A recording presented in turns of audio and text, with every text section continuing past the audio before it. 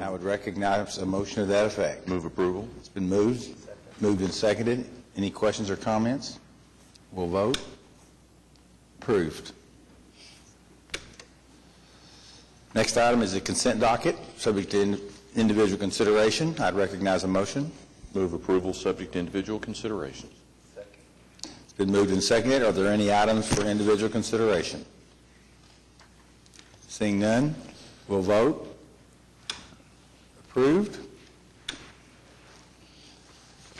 Next is the concurrence docket. Recognize a motion to approve the concurrence docket subject to individual consideration. It's been moved. Is there a second? Second. Moved and seconded. Any questions or comments? Seeing none, we'll vote. Approved. Items for individual consideration, presentation of a 5-year plan, and some approval for that, and so forth. Mr. Chairman, we have Nathan Maddenwald here to give you a short presentation on the proposed 5-year capital plan. Good afternoon, Chairman and Trustees. As Chris mentioned, I'm here to present the 5-year water and wastewater capital plan, developed based on previous plans and studies and is in alignment with council priorities and our core business initiatives. So jumping right into it, the water capital plan, it's about $1.12 billion, with the largest component of that being raw water supply improvements. Resiliency and reliability is another large component of our water capital plan at $342 million, or about 31% of the plan. And then the remainder of that is general improvements, such as equipment and minor items within the capital plan. So on the wastewater, the largest component is resiliency and reliability. That's about 71% of the plan, and about $300 million. And then we have regulatory-driven projects that are about $100 million, about 23% of our 5-year overall wastewater plan. Are those, Yes. I guess, federally mandated, or are there state-mandated regulatory compliance issues? We'll talk about them a little bit more in Okay. depth, but those are through DEQ currently. Okay. Yeah. And then general projects that we have in the wastewater capital plan are facilities and equipment replacements, things of that nature. So it's a big capital plan, obviously, so what all does this get us? So focusing on the water supply improvements first. The second Atoka pipeline, everybody's aware that that's going on. We're in final design of those projects, and in this 5-year plan, we look to award all of the projects associated with the second Atoka pipeline. So that's 9 pipeline segments, and then the pump stations as well. The first segment that we're looking at doing is the river crossing under the Canadian River. You can see up here on the image there, the tunnel that we're going to do under the river. We're going to do that for the proposed 72-inch pipeline and then the existing 60-inch line.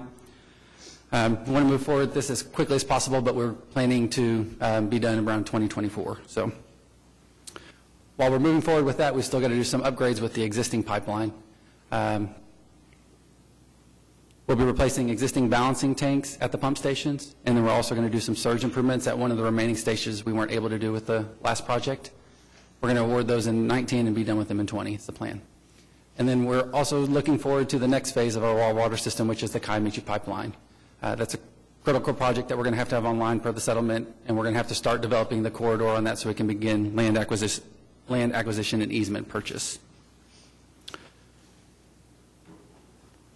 On the resiliency reliability side, asset management is a program that we have ongoing, but we're looking to beef that up. So we're procuring for condition assessment on the wastewater side. Then we're going to be doing flow monitoring programs and I&I abatement where we have high rates of inflow and infiltration. On the water side, we're going to be doing critical valve assessments, so that way we can make sure we can isolate big mains during breaks or emergencies. And then we're going to do survey and inventory of water and wastewater facilities, so that way we have an accurate geospatial database that we can always reference for our field workers. So the Hefner-Draper potable water interconnection is something we've talked to you guys about before. We're still moving forward with that.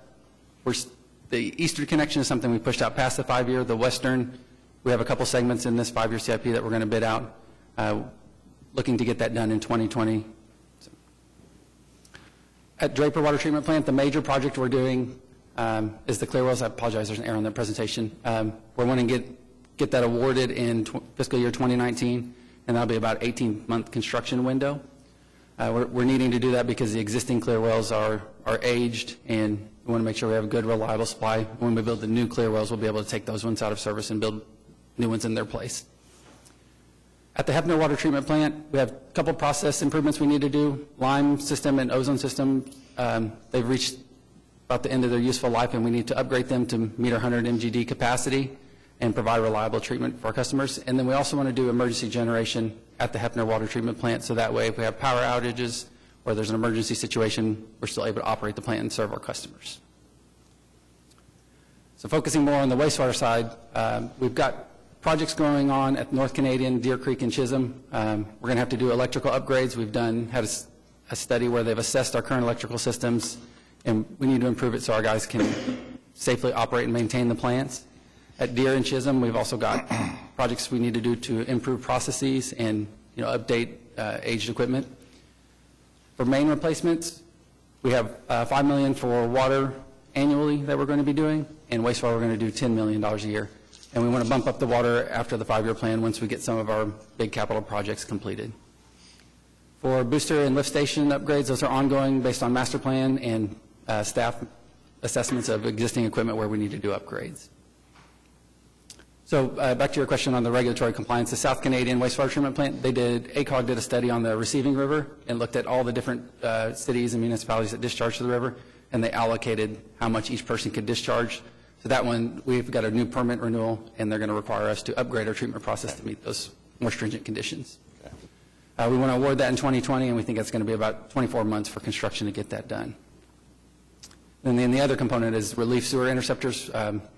We have a global consent order on our collection system, so we've identified where we need to do improvements, and we've submitted that. We have to get those relief interceptors done as part of our consent order. And hopefully that was brief. If you guys have any questions, happy to answer them. Any questions? No, sir. Thank you very much. All right, thank you.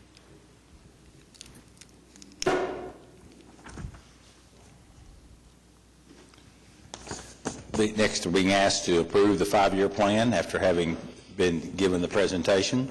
I'd recognize a motion to that effect. It's been moved. Is there a second? Moved and seconded. Any questions? Seeing none, we vote. Approved. Next, we have a presentation on fiscal year 2019 Oklahoma City Water Utilities Trust budget. Mr. Chairman, Brett Weingart will be providing that presentation for the trust. You're on, Brett. Mr. Chairman and trustees, the second slide. Last year, the trust adopted a budget that included core business initiatives. We've carried those along this year. And the first item is customer service, committed to providing quality customer service, meeting customer expectations for effective service delivery, providing a safe work environment for our employees and our public, providing an additional water supply for the city to grow into the future, providing system resiliency and reliability so that we can provide a reliable service and a resilient system regardless of what happens to provide public with service. Financial management so that we would be able to meet all of the requirements that we have for expanding our water system, maintaining our water system, and continuing along with our AAA bond rating. Regulatory compliance, that we would full compliance with all the regulations as we discussed in the capital plan. Next slide. This slide right here will show you the sources of funds that we will rely on for the coming budget year. The first two will be the water charges and the wastewater charges for services. Debt fund proceeds, where you see a larger increase in debt project reliance. As we increase the CIP, we'll be incurring a little additional debt, get that Patoka pipeline under construction. Withdrawals from cash reserves in the time period between the approval of the last fee adjustment in January and the fall when we start the first project. We've been saving that cash up to put down on that first project. Other sources would be things like interest, miscellaneous, the billing fee charged back to the various entities that we bill for, OC charged back for administrative services, and system development charges. You'll note that the water system development charge is now generating approximately $4 million a year of that balance. Next slide. On the uses side, the largest expenditure that we'll have will be focused on capital improvements of $379.9 million. Very large commitment to improving the service for the citizens. City utility operations, 89.6. Those are the funds that we'll be transferring for water and wastewater operations to the city. Service contracts for Inframark for the outsourced operation and maintenance of the wastewater plants. Debt service payments, non-ratepayer operations, and McGee Creek Authority. Next slide. From the city operations standpoint, the summary of changes are going to be about 1.04% change. And that breaks down into merit, insurance, retirement adjustments, position classification adjustments, to provide a career ladder for employees, to meet POSH requirements and ODQ requirements. On the city side, you'll see the city chargebacks going down mainly due to IT chargeback reductions and other budget office changes. Next slide. From the customer service side, we're establishing these career ladders. The POSH is the city's compliance with the OSHA requirements. Under state law, we're required to follow OSHA. So that will make sure that we have on-site supervision of work activities, that we meet the Class C DEQ license for collection distribution operator license, and that we upgrade the minimum requirements for licensure at our water plants because of the complexity of our water plant operations and their large size, the addition of the sludge handling operations at Draper and Hefner. Centralizing support staff, we have people that buy easements in engineering, and we have people that manage all of our properties in administration. We're combining those operations into one for efficiency purposes. Planner schedulers, we're going to be adding planner scheduler functions in our operations so that we can pre-plan work and our resources are used most effectively. We have one plumber in customer services right now. We're proposing to add one more plumber so we can have someone to help customers in the field when they have concerns about high bills. And it will also help us teach customers how to conserve water. Outsourced property restoration services, we're proposing that the line maintenance activities of doing property restoration, like landscaping, putting back mailboxes, fixing irrigation systems, sidewalk adjustments, that we would outsource that so that line maintenance staff can focus on fixing leaks and breaks more quickly. Next slide. Customer service managed water disconnect program. The state law changed so that War Acres and the village now, since we provide water service to those customers, those cities can ask us to turn water off if they don't get paid for their sewer billings. And then we have to promptly turn them back on. So mid-year, when that law passed, we did an overage for that position to get that on the budget, and then this year would be put it in a permanent position. Improved fleet availability.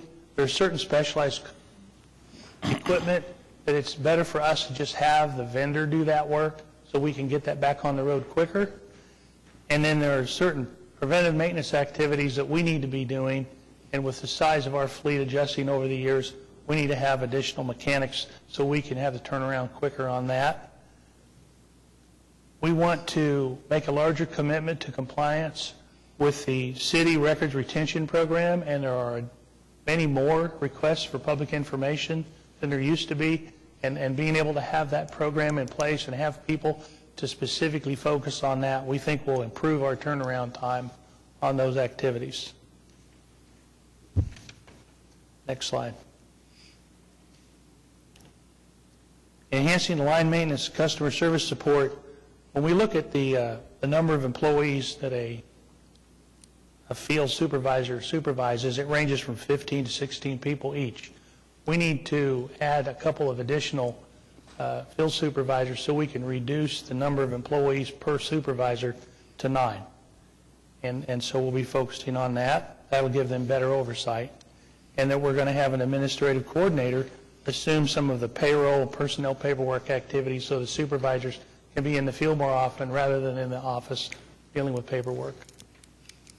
Next slide. On the safety side, we have had some trainers in each of the divisions. Each division had a trainer. There are 3 trainers, water quality, line maintenance, and solid waste, that we want to aggregate those personnel in one location and have them work together to create uniform training department-wide for efficiency purposes so we can improve the number of training activities that we're performing, improve the skill-based training for licensing and certification and safety. Next slide. On the financial management perspective, as we go into the next 5 years, we're going to be spending a significant amount of time having debt management and additional claims payment and managing our cash flow to make sure we have cash solvency and budget solvency. We looked at the operation and believe that now is the right time for us to separate functions into 2 groups. One group that focuses on financial planning, solvency, monthly appropriations, cost of service, and another group that focuses on accounts payable, debt management, warehouse functions, and so that we have one person focusing on their team keeping the bills paid, another person focusing on making sure that we can keep the bills paid in the future. And so we would be having 2 separate sections now rather than one. The next item would be that we're proposing centralizing the fuel funding. A number of years ago, we started buying additional CNG vehicles, and the budget for the CNG is in the trust, but the budget for the liquid fuels is in the city operations. And as we used more of one and less of the other, they were in different places, so we were moving the money around. We put them all together in the trust, and it wouldn't matter which fuel we use, it'll all be in the same place. Does that account for the rather large jump in the line item natural gas and liquid fuels from last year to this year? Because it went from 64,000 to like 1.1 million. Yes. Okay. Thank you. Transfer from the city budget over. Right. Yes. Ours. Okay. Right. Next slide. Regulatory compliance. Per DEQ regulations, we're expected to flush dead ends, like in cul-de-sacs, on a 90-day schedule. The city has over 7,000 dead ends with a current staff of 4 people flushing mains. When we look at our staffing requirements, we need in the range of 10 people. We're proposing to add 1 additional water service representative to add to that group and do internal staffing adjustments to get the rest of the people so that we can meet those requirements. Secondarily, we have had another increase in the amount of utility location requests, and we need additional personnel to keep up with the location requests that we're having from the public as the city continues to grow and develop and more construction activity occurring. Next slide. On the water supply system resiliency and reliability standpoint, we'll be beginning the construction of the second Atoka pipeline, as Mr. Madenwald has spoke about. We're going to have CIP highlights, the Atoka balancing tanks of $21 million, and the Hefner-Draper interconnect of $7.4 million. We'll also be beginning the wastewater condition assessments of $4.3 million. So we have many big projects underway. Next slide. On the interdepartmental cooperation standpoint, we're proposing 1 additional security position in the IT department that we would fund because we use that network and need that to be secure for SCADA and our other operations. We would continue the parks mowing services where we're having them mow our facilities. And we're currently finalizing discussions with the Public Works Department where they're anticipating taking on the pavement cut repair activities and some efficiency activities that could occur between our 2 departments on that activity. And we're proposing a budget of $2.4 million for that activity from Public Works. With that, we'd be open to any questions. I do have one comment. When Brett talked about the positions that we're adding, We had about 90-some-odd vacant positions through the year, and what we tried to do this year is not add any additional employees to make all these modifications within our organization. And I'm happy to say that we added no positions to our current number of positions within the Utilities Department to achieve all of the things that we're asking you all to consider. So I did want to make that point. Any other questions? Yes, sir. What's the formula that calculates our payment in lieu of taxes to the city? For inside Oklahoma City, we pay a 2% payment on the billings. Okay. For War Acres, we pay 2%. For the village, we pay 2% to each of those communities. There's also a lease fee that we pay of 1% for the city, for the City of Oklahoma City limit part to the City of Oklahoma City. So that's based on dollar volumes. So as our volumes of sales go up, then our payments Yes. to the city go up? Yes, it's Okay. based on cash receipts, not Right. on billings. Okay, okay, Yes. thank you. And then, what are we paying the Corps of Engineers to do?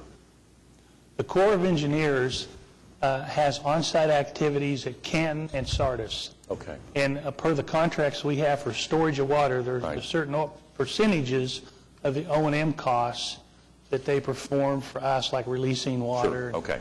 They pay for those. Got it. Thank you very much. We reimburse them. That's all my questions. Any other questions? I'm asking for a motion to approve the fiscal year 2019 Oklahoma City Water Utilities Trust budget. So moved? It's been moved, and there's a second? Okay. We'll vote. Approved. Any items from trustees? General Manager report. Nothing to report at this time, Mr. Chairman. Thank you. Nothing to report. Any citizens to be heard? Seeing none, we're adjourned.